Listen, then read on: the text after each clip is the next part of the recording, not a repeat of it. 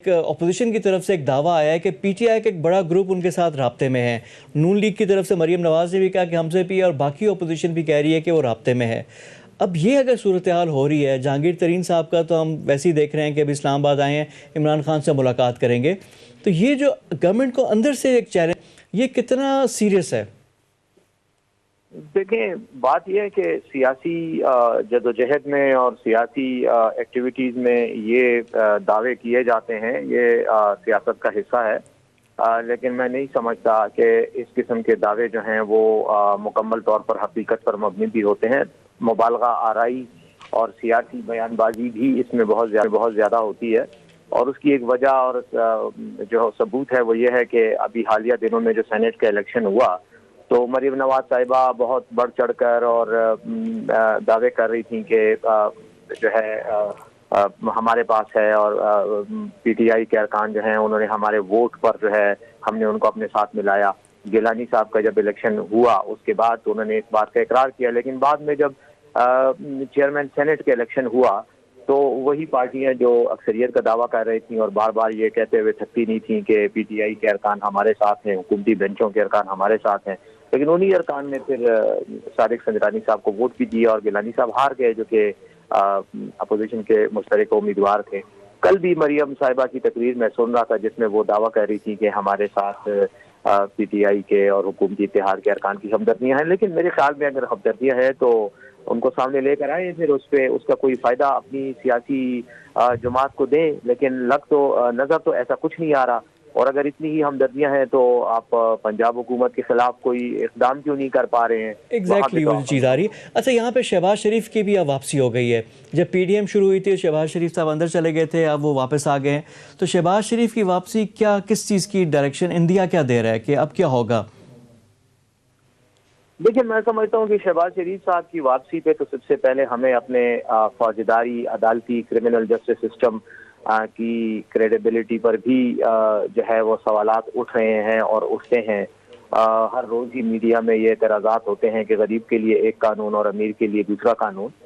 میں یہ سمجھتا ہوں کہ شہباز شریف صاحب پر جس قسم کے الزامات تھے ان الزامات میں اور پھر نیب کے قانون کو دیکھتے ہوئے تو ان کو ضمانت ملنی ہی نہیں چاہیے تھی، کیونکہ ابھی تک تو مقدمہ جو ہے وہ اس میں انہوں نے اپنے صفائی میں کوئی شہادت ایسا پیش نہیں کی. تو لیکن اس کے باوجود بھی ان کو ضمانت مل گئی. چلے وہ عدالت کی ثوابدید ہے، ڈسکریشنری ایک ریمیڈی ہے، لیکن میں نہیں سمجھتا کہ اس ضمانت کا پاکستان کی سیاست پہ کوئی بہت بڑا اثر پڑے گا یا حکومت. اچھا، ویسے سر یہ جو آپ نے بات کی ہے بڑے امپورٹنٹ ہے. دیکھیں، اب 7 مہینے سے وہ تھے تو 7 مہینے میں کیا ہوا؟ اس کیس میں کیا پیش رفت ہوئی؟ حمزہ شہباز کو 2 سال اندر رکھا، اس میں کیا پیش رفت ہوئی؟ خواجہ برادران کا، احد چیمہ کا، فواد حسن فواد کا. اب یہ تو پروزیکیوشن پہ بھی سوال ہو رہے ہیں، تفتیش کاروں پہ بھی سوال ہو رہے ہیں کہ کیوں نہیں اتنا ٹائم میں ہو رہا. کہ اب یہ بھی جو جائز نہیں ہے کہ ایک بندے کو آپ اندر ہی رکھیں جب تک وہ چیز نہ ہو سامنے، تو اس کو بھی چیک اینڈ بیلنس کچھ نہ کوئی ہونا تو چاہیے. میں بالکل آپ کی بات سے اتفاق کرتا ہوں. بالکل میں نے اسی لیے کہا کہ ہمارا جو کرمنل جسٹس سسٹم ہے، جو ہمارا فوجداری عدالتی نظام ہے، میں نے اس کے بارے میں کہا کہ اس میں اصلاحات کی بہت بڑی گنجائش ہے اور ضرورت ہے کہ اس میں اصلاحات کی جائیں، کیونکہ یہی وجہ ہے کہ لوگ گرفتار ہوتے ہیں، ان پر الزام لگ جاتا ہے لیکن اس کے بعد مزید کارروائی نہیں ہوتی، اور یا تو ان کو بے گناہ سزائیں بھگتنی پڑتی ہیں، یعنی جیل میں رہنا پڑتا ہے، اور یا پھر اس طرح کی ضمانتیں ہوتی ہیں. تو میرا صرف ایک نقطہ یہ تھا کہ کاش یہ عدالتیں عام لوگوں کو بھی اسی طرح فوری طور پر ریلیف دیں.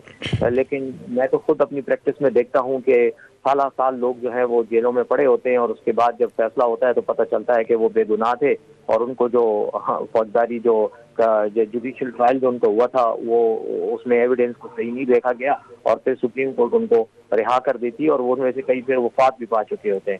تو اس طرح کی چیزوں میں جو امتیازی سلوک ہے میں اس کی بات کر رہا ہوں، اور یہ پورے نظام کا حصہ ہے. لیکن جہاں تک اس قسم کے مقدمات کا تعلق ہے تو دیکھیں، ان کی کرپشن اور ان کے جو کالے کرتوت ہیں وہ تو پوری دنیا کے سامنے ہیں. اب میں اس پہ کیا بات کروں؟ اگر یہ کرپشن نہ ہوتی تو شاید پاکستان کا آج معاشی طور پر اتنا برا حال بھی نہ ہوتا اور عوام بھگت نہ رہی ہوتی.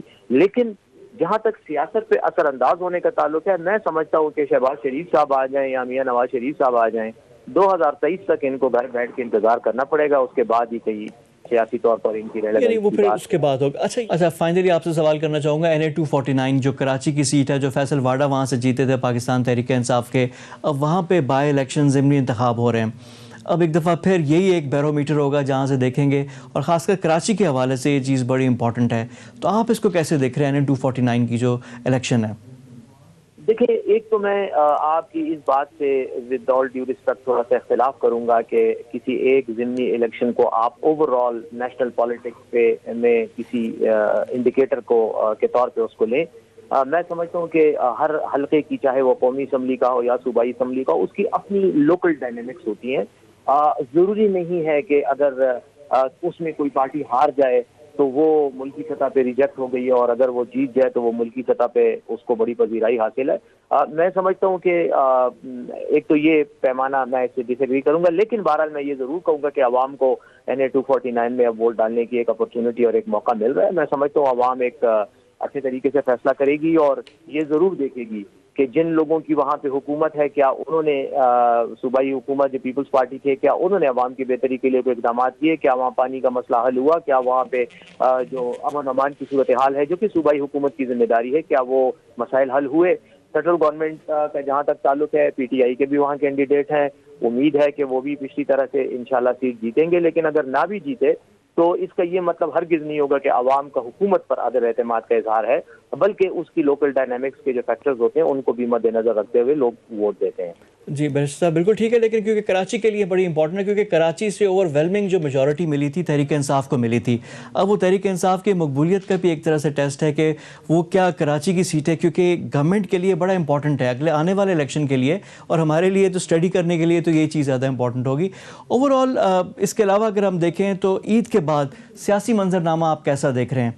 अपोजिशन एक दफ़ा फिर कोशिश करेगी, कोविड की भी लहर है जिसकी वजह से हम देखेंगे अभी एहतियातें भी होंगी, मज़ीद सख्ती भी होगी, क्योंकि अगर ये इसी तरह परसेंटेज रही तो हुकूमत को सख्त फैसले भी करने पड़ेंगे, फिर बजट भी आएगा। तो ये आने वाला टाइम आपको कैसे नज़र आ रहा है? देखिए, जहाँ तक अपोजिशन की मूवमेंट का ताल्लुक है उसके बारे में तो मैं ये कहूँगा कि फिलहाल तो अपोजिशन PDM के जो बिखरे हुए टुकड़े हैं उनको जमा करने में ही लगी हुई है, और मेरे ख्याल में उनको कुछ और अरसा लगेगा। इतनी जल्दी PDM के इत्तेहाद में जो रखना आ चुका है और जो डिस्क्रेडिट हो चुके हैं वो इतनी जल्दी अपनी पुरानी पोजीशन पे नहीं आ सकेंगे। दूसरी बार इसमें कोई बात यह है कि इसमें कोई शक नहीं है कि कोविड ने पाकिस्तान ही नहीं पूरी दुनिया को बहुत बुरी तरह मुतासिर किया, और हमारे पड़ोसी मुल्क का हाल आपके सामने है, वहाँ कितना बड़ा एक इशू बना हुआ है।